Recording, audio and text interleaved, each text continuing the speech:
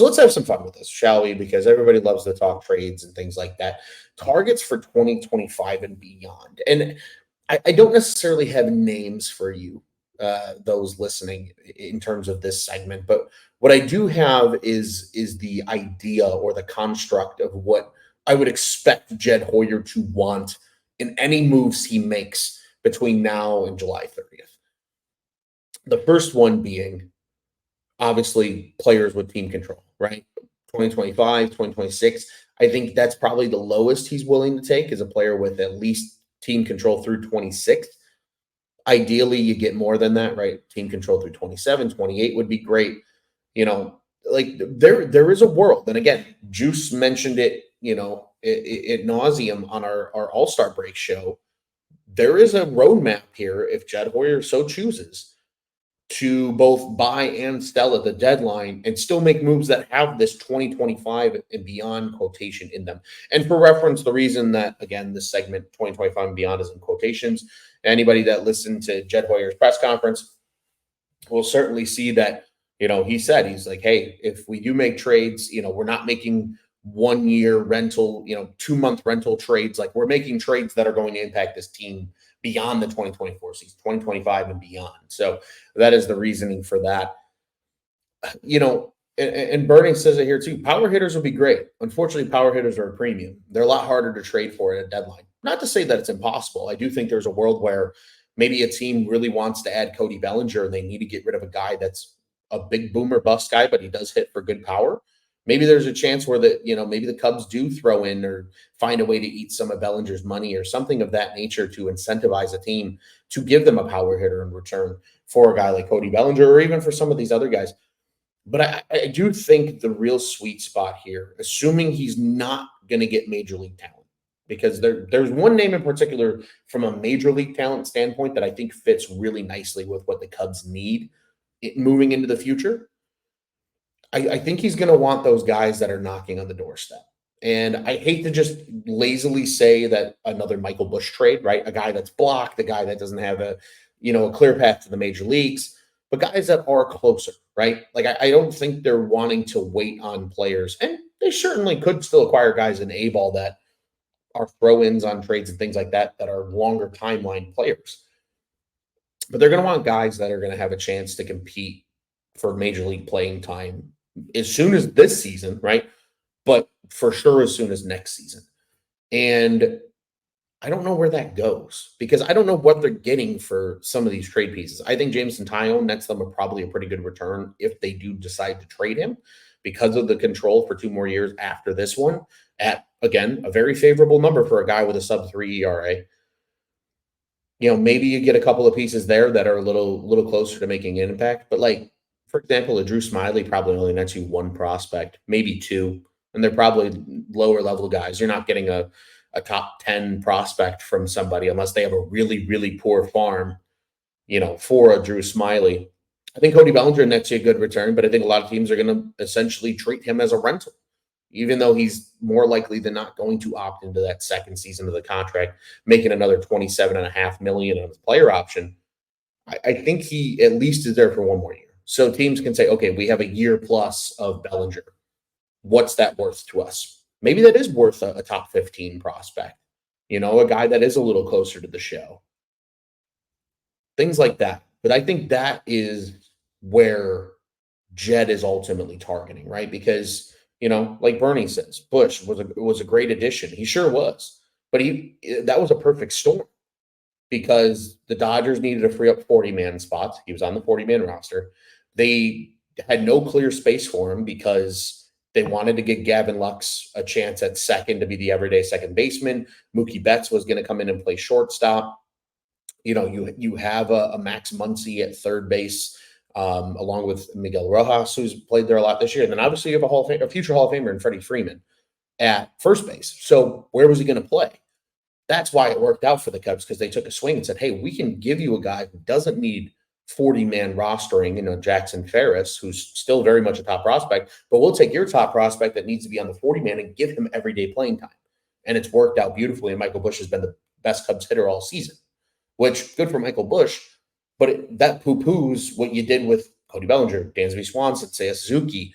Ian Happ has gotten back up there. He's hovering right around an 800 OPS again, and I think he's going to ultimately catch Michael Busch as the season goes on. But right now, those are really the only two guys that are giving you elite hitting, and they certainly need to add that. So, super intrigued to see what Jed does. But to me, that's the target. It's guys that are close. Like they might not be exactly there, but they're close, right? And I think that's ultimately where he goes when it's all said and done. One last thought here with the targets for 2025 and beyond. A player that I would really like to see the Cubs go out and get.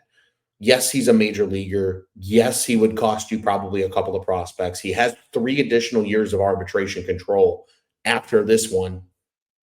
He's a name I've mentioned on here before as well. And to me, Isaac Paredes would look really, really good on this Cubs roster. I mean, to me, that is probably the perfect storm. I think a Yandy Diaz is right up there too, because Michael Busch can move around a little bit, play other spots. You could bring in a guy like Yandy Diaz who has a really good track record for his career.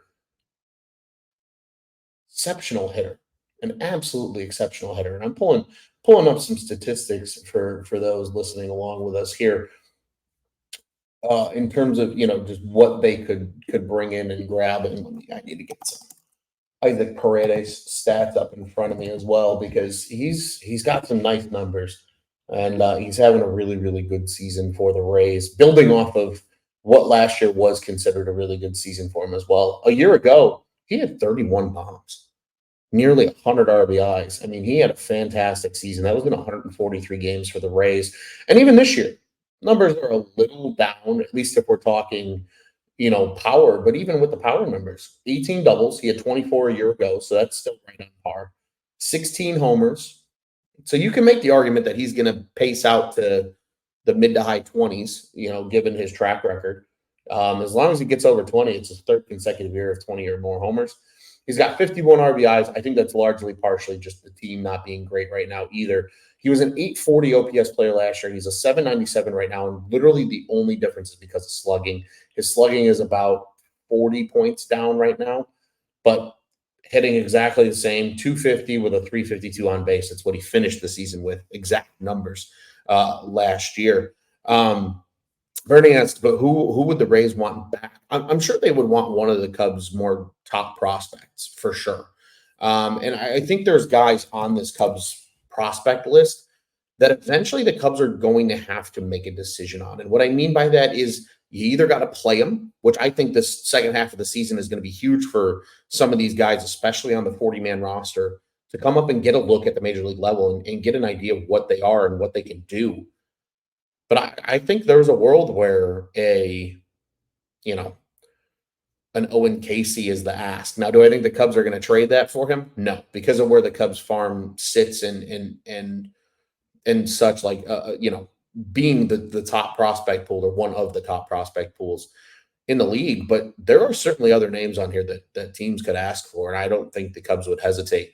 Maybe a Christian Hernandez, I think, is certainly a name that the Cubs could be willing to part ways with for the right price.